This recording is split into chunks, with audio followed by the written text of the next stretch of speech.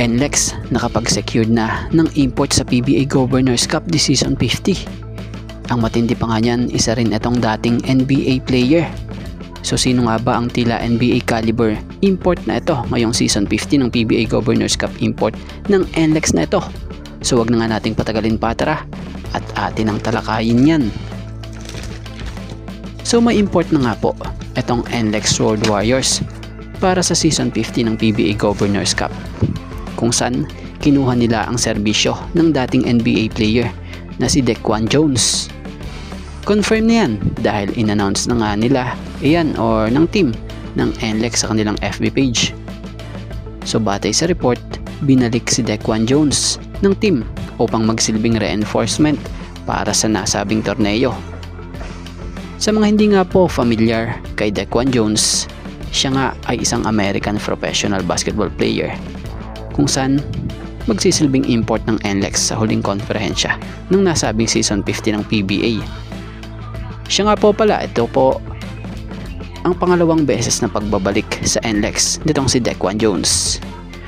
So unang pumasok si Dequan Jones ay noong pinalitan niya nga po ang import ng NLEX noon na si Mike Henry noong 2024 PBA Governors Cup.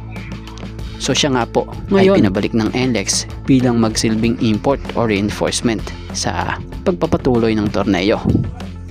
So bago naging import ng NLEX etong si Dequan Jones, naglaro nga muna ito sa iba't ibang prestihiyosong liga sa buong mundo, gaya na lamang din ng paglalaro sa NBA, NBA G League, mga liga sa Europa at sa Japan B-League. So kasalukuyang 35-year-old na nga itong si Dequan Jones, pero nasa estilo pa rin ng paglalaro niya ang pagiging versatile forward na kilala sa kanyang atletisismo. Malakas na dunker ito at may kakayahang umiscore mula sa ilalim at maging sa perimeter. So para nga po sa opinion natin goods ito for NLEX Road Warriors, lalo't mga bata ang karamihan sa players nito. So makakatulong sa team talaga ang pagiging veterano nitong si Dequan Jones para pangunahan ang team. So malinaw na bit-bit din nitong si Dequan Jones ang kanyang experience bilang isang journeyman dahil sa kung saan na nga rin siyang liga at bansa nakapaglaro.